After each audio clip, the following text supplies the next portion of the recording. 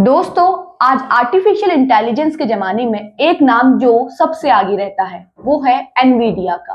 हालांकि एनवीडिया एक chip manufacturing company है, मगर आज एआई डेटा सेंटर मार्केट में इसका हिस्सा लगभग 80% का है और आज की दुनिया में उसकी इंपॉर्टेंस कहीं से भी कम नहीं आकी जा सकती। वो एक बैकबोन बन चुकी है मॉडर्न डिजिटल और आर्टिफिशियल इंटेलिजेंस के रिवॉल्यूशन में। वो चैट जीपीटी जैसे सिस्टम्स को तो पावर करती ही है, साथ ही साथ self driving cars, scientific research और नेशनल सिक्योरिटी इंफ्रास्ट्रक्चर्स में भी उसकी जरूरत पता लगती है, जिससे वो ग्लोबल इकोनॉमी को रीशेप करने का दम रखती है। सबसे बड़ा रीजन जिसकी वजह से एनवीडिया इतनी इंपॉर्टेंट है वो है उसका dominance artificial intelligence hardware. Modern AI models जैसे कि large language models, image generators और रिकमेंडेशन सिस्टम, इनके लिए बहुत ज्यादा इमेंस कंप्यूटेशनल पावर चाहिए होती है और वो पावर मिलती है ग्राफिक प्रोसेसिंग यूनिट से, जिसे हम जीपीयूएस भी कहते हैं। और आज एनवीडिया उसका 90% मार्केट कंट्रोल करती है। इसका मतलब ये है कि ज्यादातर एआई सिस्टम जो कि आज रन कर रहे हैं बड़ी कंपनीज जैसे कि गूगल, माइक्रोसॉफ्ट या किसी भी स्टार्टअप में, वो एनवीडिया चिप से ही चलते हैं। उससे भी ज्यादा आज एनवीडिया दुनिया के 75% से ज्यादा टॉप 500 सुपर कंप्यूटर्स को भी पावर करती है। एनवीडिया का रेवेन्यू 2023 में $26.9 बिलियन था, जो कि आज $60.9 बिलियन पे पहुंच चुका है, वो भी 126% इंक्रीज के साथ, जिससे एनवीडिया की एक्सप्लोसिव ग्रोथ का पता चलता है। और उसकी क्वार्टरली ग्रोथ 265% है, जो कि अपने आप में ही बहुत इंप्रेसिव है। इस तरह की ग्रोथ बहुत ही रेयर है और सिग्नल करती है मैसिव ग्लोबल डिमांड की एआई इंफ्रास्ट्रक्चर के लिए। इससे भी ज्यादा हैरान करने वाली बात यह है कि एनवीडिया की मार्केट कैपिटलाइजेशन $5 ट्रिलियन क्रॉस कर चुकी है, जिससे पता चलता है कि वो सिर्फ एक टेक कंपनी ही नहीं बल्कि सेंटर है एआई इकोनॉमी का। आज जो करंट एआई बूम आया है वो वैसे भी एनवीडिया की वजह से ही आया है, क्योंकि मिड जर्नी और चैट जीपीटी जैसे प्लेटफॉर्म एग्जिस्ट करते हैं एनवीडिया की टेक्नोलॉजी की वजह से।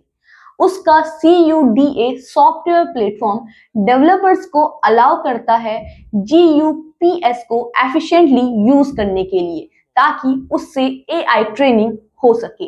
ये इकोसिस्टम एनवीडिया की बिगेस्ट स्ट्रेंथ है। एक बहुत बड़ी कॉन्फ्रेंस में एनवीडिया के सीईओ जेनसेन हुआंग ने ये एम्फेसाइज किया था कि CUDA सॉफ्टवेयर फाउंडेशनल लेयर बन चुका है ग्लोबल एआई कंप्यूटिंग के लिए, और एनवीडिया के बिना एडवांस एआई मॉडल्स की ट्रेनिंग बहुत स्लो हो जाएगी और कॉस्ट बहुत ज्यादा हो जाएगी। इसके साथ ही साथ एआई की प्रोग्रेस सिग्निफिकेंटली बहुत ही डिले हो जाएगी। एनवीडिया सिर्फ एआई में पार्टिसिपेट ही नहीं कर रहा, वो उसको फ्यूचर स्केल पे डेवलप भी कर रहा है।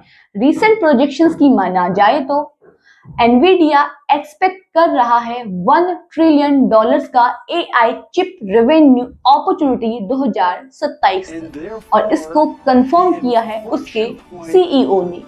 इससे पता चलता है कि एनवीडिया को कितना कॉन्फिडेंस है एआई के डोमिनेंट रोल पे। एनवीडिया का रोल सिर्फ टेक कंपनीज तक ही सीमित नहीं है, बल्कि वो इसको आगे भी एक्सटेंड करता है।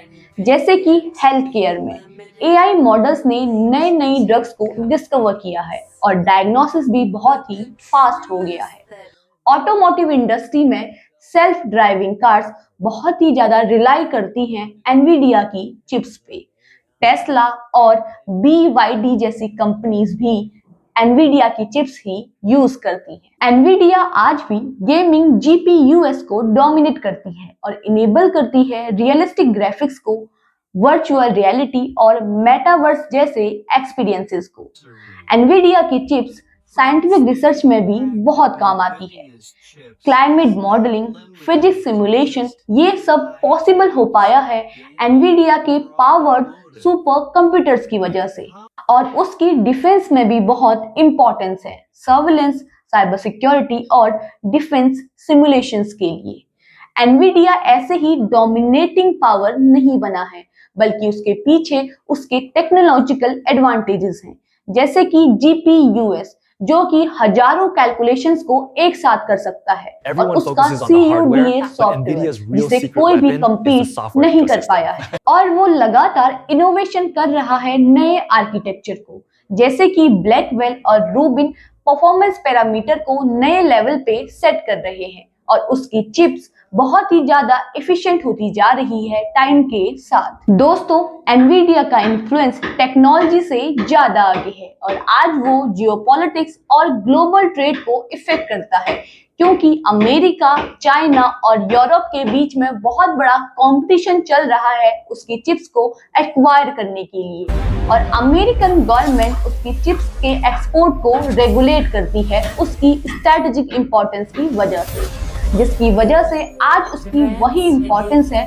जो 20th सेंचुरी में ऑयल कंपनीज की थी। ऐसे ही ग्राउंड रियलिटी कंटेंट से जुड़े रहने के लिए आप हमारे चैनल को जरूर सब्सक्राइब करें, और अगर आपको ये वीडियो पसंद आई है तो उसे लाइक एंड शेयर कीजिएगा। Thank you.